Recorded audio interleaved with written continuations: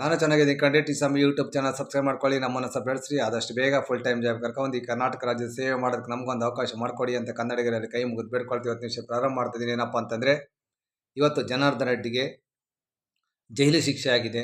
7 ವರ್ಷ ಜನಾರ್ದನ್ ರೆಡ್ಡಿಯನ್ನು ಅರೆಸ್ಟ್ ಮಾಡಲಾಗಿದೆ, ಜೈಲಿಗೆ ತೆಗೆದುಕೊಂಡು ಹೋಗಿದ್ದಾರೆ ಅನ್ನೋ ವಿಷಯ ನಿಮಗೆಲ್ಲ ಗೊತ್ತಿದೆ. ಇವತ್ತು ಟಿ ಸಮ್ ಯೂಟ್ಯೂಬ್ ಚಾನಲ್ ತುಂಬ ಬುದ್ಧಿವಂತಿಕೆಯಿಂದ, ತುಂಬ ವಿವೇಚನೆಯಿಂದ, ತುಂಬ ತಿಳುವಳಿಕೆಯಿಂದ ಮಾತಾಡೋದಕ್ಕೆ ಇಷ್ಟಪಡ್ತೇವೆ. ಯಾಕಪ್ಪ ಅಂತಂದರೆ, ಇವತ್ತು ಕರ್ನಾಟಕದಲ್ಲಿ ಯಾರ್ಯಾರು ಬೆಳೀತಾರೋ ಅವ್ರನ್ನ ತುಳಿಯುವಂಥ ಕೆಲಸ ನಡೀತದೆ. ಇವತ್ತು ಜನಾರ್ದನ್ ರೆಡ್ಡಿಯವನ್ನ ಕನ್ನಡಪೀಠ ಪ್ರತಿಭೆ,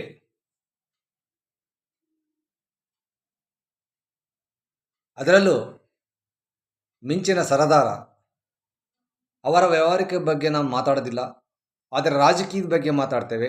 ಯಾಕಂತಂದರೆ, ಇವತ್ತು ಜನಾರ್ದನ್ ರೆಡ್ಡಿಯನ್ನು 7 ವರ್ಷ ಜೈಲು ಶಿಕ್ಷೆ ಅನುಭವಿಸಿ ವಿಧಿಸಿ CBI ಜೈಲಿಗೆ ಕರ್ಕೊಂಡು ಹೋಗಿದ್ದಾರೆ.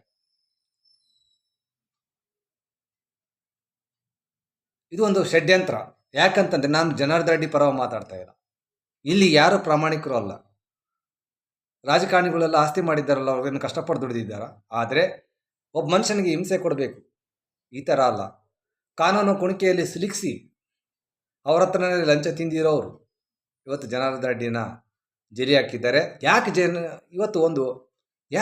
ಜನಾರ್ದನ್ ರೆಡ್ಡಿನ ಮತ್ತೆ ಜೈಲಿಗೆ ಹಾಕಿಸಿದ್ರು?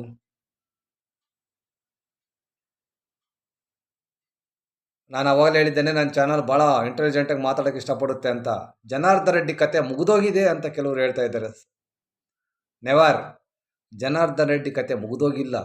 ಜನಾರ್ದನ್ ರೆಡ್ಡಿ ಅಧ್ಯಾಯ ಮುಗಿದೋಗಿಲ್ಲ. ಜನಾರ್ದನ್ ರೆಡ್ಡಿ ಅಧ್ಯಾಯ ಪುನರಾರಂಭ ಆಗುತ್ತೆ, ಸ್ಟಾರ್ಟ್ ಆಗುತ್ತೆ. ಯಾಕಂತಂದರೆ, ಅವರಿಗೆ ಇರ್ತಕ್ಕಂಥ ಕಾನೂನು ಕುಣಿಕೆಯ ಶಿಕ್ಷೆಗಳಿಂದ ಅವರು ಬಚಾವಾಗಬೇಕಾಗಿದೆ.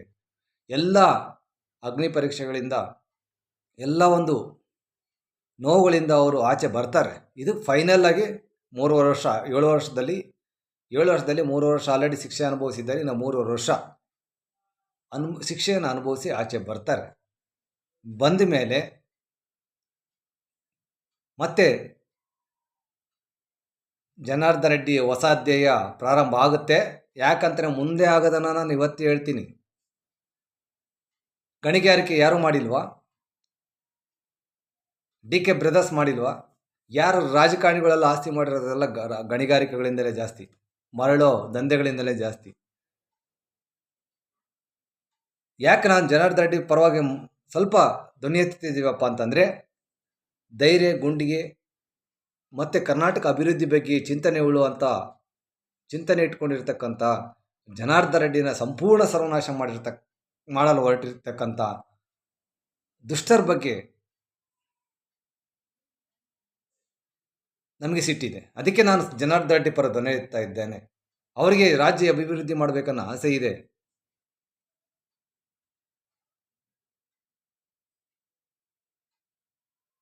ಇನ್ನು 3 ವರ್ಷ ಶಿಕ್ಷೆಯನ್ನು, ಜೈಲು ವಾಸವನ್ನು ಅನುಭವಿಸಿ ಬಂದರೆ ಜನಾರ್ದನ್ ರೆಡ್ಡಿ ಹೊಸ ಅಧ್ಯಾಯ ಶುರುವಾಗುತ್ತೆ. ಹಾಗಾಗಿ ಇವತ್ತು ಕೆಲವರು ಯಾರ್ಯಾರು ಈ ರಾಜ್ಯದಲ್ಲಿ ಬೆಳೀತಾರೆ ಎಲ್ಲ ತುಳಿತಾರೆ. ಜನಾರ್ದನ್ ರೆಡ್ಡಿ ಮಾಡಿದ್ದು ಪರ್ಸನಲ್ ವ್ಯವಹಾರದಲ್ಲಿ ತಪ್ಪಾಗಿರ್ಬೋದು. ಜನಾರ್ದನ್ ರೆಡ್ಡಿ ಆ ಮಟ್ಟಕ್ಕೆ ಗಣಿಗಾರಿಕೆ ಮಾಡೋದಕ್ಕೆ ಅಧಿಕಾರಿಗಳು, ಆಫೀಸರ್ಸ್ ಮತ್ತು ಪೊಲಿಟಿಷಿಯನ್ಸಿನ ಕತ್ತೆ ಕಾಯ್ತಿದ್ರ? ಆ ದೊಡ್ಡ ಮಟ್ಟಕ್ಕೆ ಜನಾರ್ದನ್ ರೆಡ್ಡಿ ಗಣಿಗಾರಿಕೆ ಮಾಡಬೇಕಾದ್ರೆ ಸರ್ಕಾರಗಳು, ಮುಖ್ಯಮಂತ್ರಿಗಳು, ಅಧಿಕಾರಿಗಳನ್ನು ಕತ್ತೆ ಕಾಯ್ತಿದ್ರ? ಎಲ್ಲ ಉಂಡು ತಿಂದು ಬಿಟ್ಟಿದ್ದಾರೆ.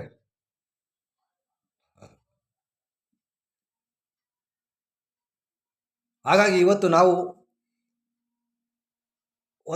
ನನ್ನ ವಿವೇಚನೆಗೆ ಬಿಟ್ಟ ಆಲೋಚನೆ ಆಗಿತ್ತು. ಏನಪ್ಪ ಅಂತಂದರೆ, ಇವತ್ತು ಜನಾರ್ದನ್ ರೆಡ್ಡಿ ಹತ್ರ 1000 ಕೋಟಿ ಇದೆ ಅಂತ ಕೇಳಲ್ಪಟ್ಟಿದ್ದೇವೆ. ಅದೆಷ್ಟು ಸತ್ಯನೋ ಗೊತ್ತಿಲ್ಲ. ಆದರೆ ಒಂದು ಪಕ್ಷ ಜನಾರ್ದನ್ ರೆಡ್ಡಿ ಪತ್ರ 1000 ಕೋಟಿ ಇದ್ದಿದ್ದೇ ಸತ್ಯ ಆಗಿದ್ದರೆ, ಯಾಕೆ ಅವರ ಹತ್ರಗೆ ಈ ಜೈಲು ಶಿಕ್ಷೆ ಕೊಡೋ ಬದಲು ನಾನು ಆಲೋಚನೆ ಮಾಡಿದ್ದು, ನನ್ನ ಚಾನಲ್ ಆಲೋಚನೆ ಮಾಡಿದೆ. ಯಾಕಂತಂದರೆ, ಆಯಿತು ಹೋಯ್ತು, ಎಲ್ಲ ಮುಗೀತು, ಇನ್ನೇನು ಬರೋದಿಲ್ಲ. ಆದರೆ ಜೈಲು ಶಿಕ್ಷೆ ಕೊಡೋದಕ್ಕಿಂತ ಮುಖ್ಯವಾಗಿ ನಮ್ಮ ಭಾರತದ ಕಾನೂನುಗಳು ಸ್ವಲ್ಪ ಬದಲಾಗಬೇಕು. ಜೈಲು ಶಿಕ್ಷೆ ಕೊಟ್ಬಿಟ್ಟು ಅವ್ರಿಗೆ 3 ವರ್ಷ ಜೈಲಲ್ಲಿ ಕುಂದಿಸ್ಬಿಟ್ಟು ಅವ್ರಿಗೆ ಊಟ, ಬಟ್ಟೆ, ಆರೈಕೆ ಇದೆಲ್ಲ ಮಾಡೋದಕ್ಕಿಂತ ಒಬ್ಬ ಪ್ರತಿಭಾವಂತ, ಒಬ್ಬ ಬುದ್ಧಿವಂತ, ಒಬ್ಬ ಆಕ್ರಮಣಕಾರಿ ರಾಜಕಾರಣಿ ಜನಾರ್ದನ್ ರೆಡ್ಡಿಯನ್ನು ಜೈಲು ಶಿಕ್ಷೆ ಕೊಡೋ ಬದಲು ಅವ್ರ ಹತ್ರ ಸಾವಿರಾರು ಕೋಟಿ ಇದೆ ಅಂತ ಕೇಳಲ್ಪಟ್ಟಿದ್ದೇವಲ್ಲ, ದಂಡ ವಿಧಿಸಿ ಜೈಲಿಗೆ ಯಾಕೆ ಹಾಕ್ತಾ ಇದ್ದೀರಾ? ಜೈಲಿಗೆ ಹಾಕೋದ್ರಿಂದ ಏನೂ ಉಪಯೋಗ ಇಲ್ಲ. ಜನಾರ್ದನ್ ರೆಡ್ಡಿನೂ ಆರೋಗ್ಯಗಿದ್ದು ಆಚೆ ಬರ್ತಾವ್ರೆ. ಜೈಲಿಗೆ ಹಾಕಿಸಿರೋ ಜೈಲಿಗೆ ಹಾಕಿರೋ ಮೂರ್ಖರು ಮುಂದೆ ಪಶ್ಚಾತ್ತಾಪ ಪಡ್ತಾರೆ. ನಾನು ಯೋಚನೆ ಮಾಡಿದೇನಪ್ಪ ಅಂತಂದರೆ, ಈಗ 1000 ಕೋಟಿ ದಂಡ ವಿಧಿಸಿ ಜನಾರ್ದನ್ ರೆಡ್ಡಿಗೆ 1000 ಕೋಟಿ ದಂಡ ವಿಧಿಸಿ ದಂಡ ವಸೂಲಿ ಮಾಡಿ ಜೈಲು ವಾಸ ಯಾಕೆ ಕೊಡ್ತಾ ಇದ್ದೀರಾ? ಅದರಿಂದ ಏನು ಉಪಯೋಗ ಇಲ್ಲ. ಅದೇ 1000 ಕೋಟಿ ದಂಡನ ರೈತರು ಕೊಡಿ.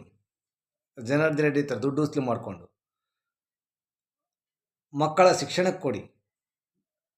ಅದು ಬಿಟ್ಬಿಟ್ಟು ತಗೊಂಡೋಗಿ 3 ವರ್ಷ 7 ವರ್ಷ ಅಲ್ಲಿ ಜೈಲಿಗೆ ಕುಂದಿಸ್ಕೊಂಡ್ರು. ಇದು ನಮ್ಮ ದೇಶದಲ್ಲಿ ಅನಾಗರಿಕ ಅನ್ನೋದಕ್ಕೆ ಇದೊಂದು ದೊಡ್ಡ ಉದಾಹರಣೆ. ನಾವೆಷ್ಟು ಅನಾಗರಿಕರು ಅನ್ನೋದಕ್ಕೆ ಇದೊಂದು ದೊಡ್ಡ ಉದಾಹರಣೆ. ಯಾಕಂತಂದರೆ ಜನಾರ್ದನ್ ರೆಡ್ಡಿ ಅವರು ಮೈನಿಂಗಿಂದ ಆಚೆ ಬಂದಿದ್ದ ಆಲೆ ಭಾಳ ವರ್ಷಗಳಾಗಿ ಹೋಯಿತು. ಅವ್ರ ಬಿಸ್ನೆಸ್ ಆಲೆ ಕ್ಲೋಸ್ ಮಾಡಿಬಿಟ್ಟಿದ್ದಾರೆ. ಅವರು ಇವಾಗ ರಾಜಕಾರಣಿಯಾಗಿದ್ದಾರೆ. ಅವರು ಗಣಿಗಾರಿಕೆ ಮಾಡ್ತಾ ಇಲ್ಲ. ಸುಮ್ಮನೆ ವಿನಾಕಾರಣ ಅವ್ರನ್ನ ಯಾಕೆ ಈ ಥರ ಶಿಕ್ಷೆ ಕೊಡ್ತೀರಾ? ಈ ಶಿಕ್ಷೆ ಕೊಡೋ ಬದಲು ಹಣ ವಸೂಲಿ ಮಾಡಿ, ದಂಡ 1000 ಕೋಟಿ ಹಾಕಿ 1000 ಕೋಟಿ ವಸೂಲಿ ಮಾಡಿ ರೈತರಿಗೋ ಬಡವ್ರ ಮಕ್ಕಳ ಶಿಕ್ಷಣಕ್ಕೆ ಕೊಡಿ. ನಾನು ಅವಾಗ ಹೇಳಿದ್ದೇನೆ, ಜನಾರ್ದನ್ ರೆಡ್ಡಿ ತುಂಬ ಆರೋಗ್ಯವಾಗಿದ್ದು ಆಚೆ ಬರ್ತಾರೆ. ಇನ್ನು 3 ವರ್ಷ ತಾನೇ ಬಂದೇ ಬರ್ತಾರೆ ಎಲೆಕ್ಷನ್ ಹೊತ್ತಿಗೆ. ಅವಾಗ ಆಟ ಶುರು ಮಾಡ್ತಾರೆ. ಇನ್ನು ಯಾವುದೂ ಕೆದಕಿ ಅವ್ರನ್ನ ಆಚೆ ತೊಳೋಕ್ಕೆ ಆಗೋದಿಲ್ಲ.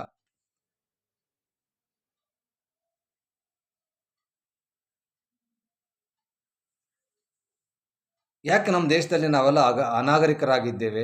ಕಾನೂನು ಯಾಕೆ ಅನಾಗರಿಕ ಆಗಿದೆ ಅಂತ ನನಗೆ ಅರ್ಥ ಆಗ್ತಾ ಇಲ್ಲ. ನಾನೇನಾಗಿದ್ದಿದ್ರೆ ಜೈಲು ಶಿಕ್ಷೆ ಕೊಡೋ ಬದಲು 1000 ಕೋಟಿ ದಂಡ ಆಗ್ತಿದ್ವಿ. ಜನಾರ್ದನ್ ರೆಡ್ಡಿನ ಸಮಾಜದಲ್ಲಿ ಬದುಕಕ್ಕೆ ಬಿಡ್ತಿದ್ವಿ. ಸಮಾಜದಲ್ಲಿ ಏನೋ ಒಂದು ಜನಾರ್ದನ್ ರೆಡ್ಡಿಗೆ ಕೆಲವೊಂದು ರೂಲ್ಸ್ಗಳನ್ನು ಜಾರಿ ಮಾಡಿ ಅಕ್ರಮ ಗಣಿಗಾರಿಕೆ ಮಾಡೋಂಗಿಲ್ಲ ಅಂತ ಒಂದು ರೂಲ್ಸ್ ಜಾರಿ ಮಾಡಿ ಅವರನ್ನು ಸಮಾಜದಲ್ಲಿ ಬದುಕೋದು ಬಿಟ್ಟು ನೀವು ರಾಜಕಾರಣ ಮಾಡಿ ಅಂತೇಳಿ ಒಂದು ಕಠಿಣ ನಿರ್ಧಾರಗಳು ಅವ್ರಿಗೆ ಕೊಡೋದ್ರ ಮುಖಾಂತರ ಆಚೆ ಬದುಕೋದು ಬಿಟ್ಬಿಟ್ಟು ದಂಡ ವಸೂಲಿ ಮಾಡಿಬಿಟ್ಟು ಆ ದಂಡ ವಸೂಲಿಯಿಂದ ಬಂದಿರತಕ್ಕಂಥ ಹಣನ ಸಾಮಾಜಿಕ ಕಾರ್ಯಗಳಿಗೆ ಉಪಯೋಗಿಸ್ಬೋದು. ಹೆಂಗೋ ಷರತ್ತು ವಿಧಿಸಬೇಕಾಗುತ್ತೆ ಅವ್ರಿಗೆ. ಈಗ ಆಲ್ರೆಡಿ ಗಣಿಗಾರಿಕೆಯಿಂದ ಆಚೆ ಬಂದಿದ್ದಾನೆ. ಸುಮ್ಮನೆ ಯಾಕೆ ತಗೊಂಡೋಗಿ 3 ವರ್ಷ ಅವ್ರಿಗೆ ಊಟ, ಬಟ್ಟೆ, ಮಲಗೋಕ್ಕೆ ಜಾಗ ಕೊಡ್ತೀರಾ? ನಾವೆಷ್ಟು ಅಜ್ಞಾನವಂತರಲ್ವಾ? ಒಬ್ಬ ಮನುಷ್ಯನಿಗೆ ತುಳಿಬೇಕು, ಈ ಥರ ಅಲ್ಲ. ಯಾರು ಸಾಚಿರಲ್ಲ. ಯಾವ ರಾಜಕಾರಣಿಗಳು ಮಾಡಿದ್ದಾರ? ಯಾರು ಮಾಡಿದಿರೋದನ್ನು ಜನಾರ್ದನ್ ರೆಡ್ಡಿ ಮಾಡಿದ್ದಾನೋ? ಆಂಧ್ರದಲ್ಲಿ, ತಮಿಳುನಾಡಲ್ಲಿ ಗಣಿಗಾರಿಕೆ ನಡೀತಿಲ್ವಾ? ಈ ದೇಶದಲ್ಲಿ ಗಣಿಗಾರಿಕೆ ನಡೀತಿಲ್ವಾ? ಇವನು ಮಿತ್ತಲ್ಲ ಅಂಬಾನಿ ಇವರೇನೋ ದೊಡ್ಡಿದ? ಯಾಕೆ ನಮ್ಮ ಕರ್ನಾಟಕದ ಒಬ್ಬ ರಾಜಕಾರಣಿ, ಕರ್ನಾಟಕದ ಒಬ್ಬ ಬಿಸ್ನೆಸ್ ಮ್ಯಾನ್ನ ತುಳಿತಿದ್ದೀರಿ? ಜನಾರ್ದನ್ ರೆಡ್ಡಿದವು ಮುಗಿದ ಅಧ್ಯಾಯ ಅಲ್ಲ. ಇನ್ನು 3 ವರ್ಷ ಆದಮೇಲೆ ಬಂದ ಮೇಲೆ ಹೊಸ ಅಧ್ಯಾಯ ಶುರುವಾಗುತ್ತೆ. ನಾವೆಲ್ಲ ಸಪೋರ್ಟ್ ಆಗಿರ್ತೇವೆ, ಅದ್ರಾಗೆ 2 ಮಾತೇ ಇಲ್ಲ. ಒಬ್ಬ ಲೂಟಿಕೋರ ಅಂತ ಹೇಳ್ತೀರಾ, ಒಬ್ಬ ಗಣಿಕಳ್ಳ ಅಂತ ಹೇಳ್ತೀರಾ. ನೀವೆಷ್ಟು ಪ್ರಾಮಾಣಿಕರಾಗಿದ್ದೀರಾ? ಯಾರು ಗಣಿಗಾರಿಕೆ ಮಾಡಿಲ್ವಾ? ಈಗಲೂ ಯಾರು ಗಣಿಗಾರಿಕೆ ಮಾಡ್ತಾ ಇಲ್ವಾ? ಏನಪ್ಪ ಅಂತಂದರೆ ಜನಾರ್ದನ್ ರೆಡ್ಡಿ ನಿಂಗೆ ಬಿಟ್ಟುಬಿಟ್ರೆ ಪ್ರಾದೇಶಿಕ ಪಕ್ಷ ಕಟ್ಟೆ ಕಟ್ತಾನೆ. ಈ ರಾಜ್ಯದಲ್ಲಿ ಒಂದು ಪ್ರಾದೇಶಿಕ ಪಕ್ಷವನ್ನು ಕಟ್ಟ ಏಕೈಕ ಎದೆಗಾರಿಕೆಯ ವ್ಯಕ್ತಿ ಅಂತಂದರೆ ಅದು ಜನಾರ್ದನ್ ರೆಡ್ಡಿ ಮಾತ್ರ. ಇವತ್ತು ಲಾಯರ್ ಜಗದೀಶನ್ ತುಳಿತಾ ಇದ್ದೀರಿ, ರಮೇಶ್ ಜಾರಕಿಹೊಳಿಯನ್ನು ತುಳಿತಾ ಇದ್ದೀರಿ, ಸೋಷಿಯಲ್ ಮೀಡಿಯಾದಲ್ಲಿ ಬೆಳೆಯರ್ನೆಲ್ಲ ತುಳಿತಾ ಇದ್ದೀರಿ. ಯಾಕಂದರೆ ನಿಮ್ಮ ಅಸ್ತಿತ್ವ ಉಳಿಸ್ಕೊಳೋಕ್ಕೋಸ್ಕರ. ಯಾಕಂದರೆ ನಿಮಗೆ ನ್ಯಾಯ ನೀತಿ ಧರ್ಮದಲ್ಲಿ ಬದುಕಿ ಗೊತ್ತಿಲ್ಲ. ಇನ್ನು ಯಾರ್ಯಾರು ಕರ್ನಾಟಕದಲ್ಲಿ ಬೆಳೀತಾರೆ ಎಲ್ಲ ತುಳ್ಕೊಂಬತ್ತೀರಾ. ಎತ್ನಾಳು ತೊಳೆಯೋಕೆ ಹೊಲ್ಟಿದ್ದೀರಾ, ಎತ್ನಾಳು ಮುಗಿಸೋಕೆ ಹೊಲ್ಟಿದ್ದೀರಾ. ನಿಮಗೆ ನ್ಯಾಯ ನೀತಿ ಧರ್ಮದಲ್ಲಿ ಬದುಕಿ ಗೊತ್ತಿಲ್ಲ. ಹಾಗಾಗಿ ಇವತ್ತು ನಾವು ಜನಾರ್ದನ್ ರೆಡ್ಡಿ ಪರವಾಗಿ ಮಾತಾಡ್ತಾ ಇಲ್ಲ. ಒಬ್ಬ ಮನುಷ್ಯನಿಗೆ ಹಿಂಸೆ ಕೊಡಬೇಕು, ಒಬ್ಬ ಮನುಷ್ಯನ ತುಳಿಬೇಕು. ಆದರೆ ಈ ಥರ ಅಲ್ಲ. ಒಬ್ಬರನ್ನ ಗಂಡ ಹೆಂಡ್ತಿನ ಕುಟುಂಬನ ದೂರ ಮಾಡಿ ಸಂತೋಷ ಪಡೋ ಯಾವತ್ತು ದೇವ್ರು ಮೆಚ್ಚೋದಿಲ್ಲ. ಇವತ್ತು ಕರ್ನಾಟಕದ ಒಬ್ಬ ಅನಿಲ್ ಅಂಬಾನಿ ಮಿತ್ತಲ್ ರೇಂಜ್ಗೆ ಬೆಳೀತಕ್ಕಂಥ ಜನಾರ್ದನ್ ರೆಡ್ಡಿಯನ್ನು ತುಳಿದಿರಲ್ಲ, ನಿಮ್ಗೆ ಒಳ್ಳೇದಾಗೋದಿಲ್ಲ. ನೀವು ಯಾವತ್ತಿದ್ರೂ ಮೆಟ್ಟು ಬಿಡೋ ಜಾಗದಾಗೆ ಇರ್ತೀರ. ಜನಾರ್ದನ್ ರೆಡ್ಡಿನ ತುಳಿದಿರೋರು ಯಾಕೆ ನಾನು ಹೇಳ್ತಾ ಇದ್ದೀವಪ್ಪ ಅಂತಂದರೆ, ಅವಳು ಹೇಳಿದ್ದೇನೆ ಎಲ್ಲ ಅಕ್ರಮ ಗಣಿಗಾರಿಕೆ ಮಾಡ್ತಾವ್ರೆ. ಹಾಗಾಗಿ ಜನಾರ್ದನ್ ರೆಡ್ಡಿ ಅವ್ರಿಗೂ ಎಷ್ಟೋ ಸರಿ ಮಾಧ್ಯಮಗಳಲ್ಲಿ ಕಣ್ಣೀರು ಹಾಕಿದರು, ಆಗಾರಕ್ಕೆ ಶ್ರೀಮಂತ. ಆದರೆ ನಾನೇ ಹೇಳ್ತಾ ಇದ್ದೀನಿ, ಯಾವುದೇ ಕಾರಣಕ್ಕೂ ನೀವು ಎದೆಗೊಂದಕ್ಕೆ ಹೋಗಬೇಡಿ. ಜನರ ಮನಸ್ಸಿಂದ ನೀವು ದೂರ ಆಗಿಲ್ಲ. ಮುಂದೆ ಒಳ್ಳೆ ಪ್ರಾದೇಶಿಕ ಪಕ್ಷ ಈ ಕರ್ನಾಟಕಕ್ಕೆ ಒಂದು ಪ್ರಾದೇಶಿಕ ಪಕ್ಷ ಕಟ್ಟಿ ಕರ್ನಾಟಕದ ರಾಜಕಾರಣಿಗಳಿಗೊಂದು ರಾಜಕೀಯ ಮನೆ ಮಾಡಿಕೊಡಿ. ಅದು ಕುಟುಂಬ ರಾಜಕಾರಣ ಪಕ್ಷ ಆಗಿರಬಾರ್ದು. ಮೊದಲೇ ಹೇಳಿಬಿಡ್ತೇವೆ ಜನಾರ್ದನ್ ರೆಡ್ಡಿ ಅವರಿಗೆ, ಕುಟುಂಬ ರಾಜಕಾರಣ ಆಗಿರಬಾರ್ದು. ನೀವು KRPP ಕಟ್ಟಿದಾಗ ಅದರಿಂದ ಯಾರಿದ್ರಂತ ನನಗೆ ಗೊತ್ತಿದೆ. ನೀವು ಮನಸ್ಪೂರ್ವಕವಾಗಿ KRPP ಕಟ್ಟಿದ್ದಲ್ಲ. ನಿಮ್ಮ ಹಿಂದೆ ಅದರಿಂದ ಬೇರೆ ಇದ್ದಾರೆ. BJPಯಲ್ಲಿ CM ಆಗಿದ್ದರು, ಮಾಜಿ ಆಗಿದ್ದಾರೆ. ಇವಾಗ ಕುಟುಂಬ ರಾಜಕಾರಣ ಮಾಡೋಕೆ ಹೊರಟಿದ್ದಾರೆ. ಬಿಡಿಸಿ ಹೇಳಲ್ಲ, ನಮ್ಗೆ ಗೊತ್ತಾಗುತ್ತೆ ನಿಮ್ಮ ಕಷ್ಟ. ಒಂದು ಸಂದರ್ಶನದಲ್ಲಿ ಜನಾರ್ದನ್ ರೆಡ್ಡಿ ಅವರು ಹೇಳಿದರು, ನಾನಿನ್ನು ಪಕ್ಷ ಕಟ್ಟಿಲ್ಲ ಅಂತ. KRPP ಕಟ್ಟಿ ಸೋತು ಸುಣ್ಣವಾಗಿ BJP ಬಂದು ಸೇರಿಕೊಂಡ ಮೇಲೆ ಒಂದು ಸಂದರ್ಶನದಲ್ಲಿ ಅವ್ರು ಹೇಳ್ತಾರೆ, ನಾನಿನ್ನು ಪಕ್ಷ ಕಟ್ಟಿಲ್ಲ ಅಂತ. ಅಂದರೆ ಇದು ಸೂಕ್ಷ್ಮ ವಿಚಾರ. ನಮ್ಗೆ ಗೊತ್ತಾಯಿತು, ಮಾಧ್ಯಮಗಳಿಗೂ ಗೊತ್ತಾಗಿದೆ. ಏನೋ ಒಂದು ಹೆಜ್ಜೆ ಇಡಕ್ಕೆ ಹೋದ್ರು ಜನಾರ್ದನ್ ರೆಡ್ಡಿ ತುಳಿಯಕ್ಕೆ ಹೋಗ್ತಾರೆ. ಜನಾರ್ದನ್ ರೆಡ್ಡಿಗೆ ಉಳಿದಿರೋದು ಒಂದೇ ಶಿಕ್ಷೆ, ಮುಗಿತೀನಿ, ಯಾವನೇನೂ ಮಾಡ್ಕೊಳಕ್ಕಾಗಲ್ಲ. ರಮೇಶ್ ಜಾರಕಿಹೊಳಿನೂ ಯಾರು ಏನು ಮಾಡ್ಕೊಳಕ್ಕಾಗಲ್ಲ. ಲಾಯರ್ ಜಗದೀಶ್ನು ಯಾರು ಏನು ಮಾಡ್ಕೊಳಕ್ಕಾಗಲ್ಲ. ಬಸವನಗೌಡ ಪಾಟೀಲ್ ಯತ್ನಾಳ್ ಯಾರೇನು ಮಾಡ್ಕೊಳಕ್ಕಾಗಲ್ಲ. ಕಾಲ ಚೇಂಜ್ ಆಗಿದೆ. ಇದು ಸೋಷಿಯಲ್ ಮೀಡಿಯಾಗಳ ಕಾಲ, ಸಾಮಾಜಿಕ ಜಾಲತಾಣಗಳ ಕಾಲ. ನೀವೊಂದು ಯಾವುದೋ ಒಂದು ಕುಟುಂಬ ರಾಜಕಾರಣಿಗೊಂದು ರಾಜಕೀಯದಲ್ಲಿ ಒಂದು 3 ಕುಟುಂಬ, ಸಿನಿಮಾದ ರಂಗದಲ್ಲಿ ಒಂದು 3 ಕುಟುಂಬ ಇಟ್ಕೊಂಡ್ಬಿಟ್ಟು ಯಾವನ್ನು ಬೆಳೆಯಕ್ಕೆ ಬಿಡ್ತಿದ್ದಿದ್ದ ಸ್ವತಂತ್ರ ಬಂದಾಗಿಂದ. ಈಗ ಇಂಡಿವಿಜುವಲ್ ನಾವು ಬೆಳೀತಾ ಇದ್ದೇವೆ. ಅಮೆರಿಕ ಕಂಪನಿಗಳು, ಸೋಷಿಯಲ್ ಮೀಡಿಯಾಗಳು ಒಂದು ಸ್ಟೇಜ್ ಕೊಟ್ಟಿದ್ದಾವೆ. ಅದನ್ನು ಯಾವನು ತಡೆಗಟ್ಟಕ್ಕೆ ಆಗೋದಿಲ್ಲ. ಈ ರಾಜ್ಯ, ಕರ್ನಾಟಕ ರಾಜ್ಯ ವಿಶಾಲ ಬೆಳಿಬೇಕು. 10 ಜನ ಬೆಳೆಯೋ ಜಾಗದಲ್ಲಿ 1000 ಜನ ಬೆಳಿಬೇಕು ಅಂತ ಒಂದು ಪರಿಸ್ಥಿತಿ ಇವತ್ತಿದೆ. ತುಳಿಯೋರ್ನ, ಸೋಲ್ಸರ್ನ, ಸಾಯಿಸರ್ಗೆ ಒಂದು ಹೇಳ್ತಾ ಇದ್ದೀನಿ, ತಿಳ್ಕೊಂಬಿಡಿ. ಇನ್ನು ಮುಂದೆ ಬಿಟ್ಬಿಡಿ ನೀವು ತುಳಿಯೋದು, ಸೋಲ್ಸೋದು, ಸಾಯಿಸೋದು. ಯಾಕಂತಂದರೆ ನೀನು ಎಷ್ಟು ಜನ ಅಂತ ತುಳಿತೀರಾ? ಸೋಷಿಯಲ್ ಮೀಡಿಯಾದಲ್ಲಿ ಲಕ್ಷಾಂತರ ಜನ ಬೆಳೀತಾ ಇದ್ದಾರೆ. ಇವತ್ತು ಸೋಷಿಯಲ್ ಮೀಡಿಯಾದ ಒಂದು ಟೀಮು ದೊಡ್ಡ ಮಟ್ಟದಲ್ಲಿ ಬೆಳೀತಾ ಇದೆ. ಕರ್ನಾಟಕಕ್ಕೆ ಒಂದು ಹೆಸರು ತಂದು ಕೊಡ್ತಾ ಇದೆ. ಕರ್ನಾಟಕವನ್ನು ನೆಕ್ಸ್ಟ್ ಲೆವೆಲ್ಲೇ ತೆಗೆದುಕೊಂಡು ಹೋಗೋಕ್ಕೆ ನಾವೆಲ್ಲ ಕಷ್ಟಪಡ್ತಾ ಇದ್ದೇವೆ. ನಿಮ್ಮ ಮನೆ ಬಾಗಿಲಿಗೆ ಬರಲ್ಲ, ನಿಮ್ಮ ರಾಜಕೀಯ ಮನೆ ಬಾಗಿಲಿಗೆ ಬರಲ್ಲ, ನಿಮ್ಮ ಸಿನಿಮಾ ರಂಗದ ಮನೆ ಬಾಗಿಲಿಗೆ ಬರಲ್ಲ. ನಾವು ಒಂದು ಮೊಬೈಲು, ಒಂದು ಸ್ಟ್ಯಾಂಡು, ಯೂಟ್ಯೂಬ್ ಸಪೋರ್ಟ್ ಇದ್ರೆ ಸಾಕು. ನಾವು ಬೆಳೆ ತೋರಿಸ್ತೇವೆ. ಕರ್ನಾಟಕದ ಯಾವುದು ಸ್ಟೇಜ್ ಬೇಕಾಗಿಲ್ಲ. ಇವತ್ತು ಜನಾರ್ದನ್ ರೆಡ್ಡಿನ ಬೆಳವಣಿಗೆಯನ್ನು ಕಂಡು ಈ ಪರಿಸ್ಥಿತಿ ತಂದಿದ್ದೀರಾ. ಇದಕ್ಕೆ CBI ಅಧಿಕಾರಿಗಳು ಜನಾರ್ದನ್ ರೆಡ್ಡಿ ಪರವಾಗಿದ್ದಾರೆ ನೋಡಿ, ಅಲ್ಲಿನೂ ಅವ್ರ ಮನಸ್ಸು ಗೆದ್ದಿದ್ದಾರೆ. ಹಾಗಾಗಿ ಜನಾರ್ದನ್ ರೆಡ್ಡಿ ಅವರು ಯಾವುದೇ ಒಂದು, ಎಲ್ಲ ಕಳ್ಳನ ಮಕ್ಕಳೇ ಅಲ್ವಾ? ಆಸ್ತಿ ಮಾಡಿರೋರು ಏನು ಸ್ಯಾಲ್ರಿ ಇದೆ, ಏನು ಜಾಬ್ ಇದೆ ನಿಮಗೆ? ಜಾಬ್ ಏನು, ಸ್ಯಾಲ್ರಿ ಏನು ರಾಜಕಾರಣಿಗಳಿಗೆ? ಎಲ್ಲ ಕಳ್ಳನ ಮಕ್ಕಳನ್ನೇ. ಆದರೆ ಸೋನಿಯಾ ಗಾಂಧಿ ಕಾಲಿಡಿದು, ಮೋದಿ ಕಾಲಿಡಿದು ಸಮಯಕ್ಕೆ ತಕ್ಕಂತೆ ಕರ್ನಾಟಕದಲ್ಲಿ ಬೆಳೆಯೋರನ್ನೆಲ್ಲ ತುಳ್ಕೊಂಡು ಹೋಗ್ತೀರಲ್ವ? ನಿಮ್ಮ ಯೋಗ್ಯತೆಗೆ ನೀವು ಕನ್ನಡಿಗರಂತೆ, ನೀವು ಮಣ್ಣಿನ ಮಕ್ಕಳಂತೆ ಅಂತ ಹೇಳ್ತಾ, ಇನ್ನು ಮುಂದೆ ತುಳಿಯೋದು, ಸೋಲ್ಸೋದು, ಸಾಯಿಸೋದು ಕರ್ನಾಟಕದಲ್ಲಿ ನಿಂತೋಗುತ್ತೆ. ಕರ್ನಾಟಕವನ್ನು ವಿಶಾಲ ಬೆಳೆಸಬೇಕು, ಕರ್ನಾಟಕಕ್ಕೆ ಒಂದು ಹೆಸರು ತಂದು ಕೊಡಬೇಕಂತ ಪ್ರತಿಯೊಬ್ಬರು ಕಷ್ಟಪಡ್ತಾ ಇದ್ದಾರೆ. ಯಾವುದೇ ಒಂದು ಕುಟುಂಬ ರಾಜಕಾರಣ ಮಾಡಬೇಕು, ಯಾವುದೇ ಒಂದು ಜಾತಿ ರಾಜಕಾರಣ ಮಾಡಬೇಕು ಅಂತ ಯಾರಿಗೂ ಇಲ್ಲ.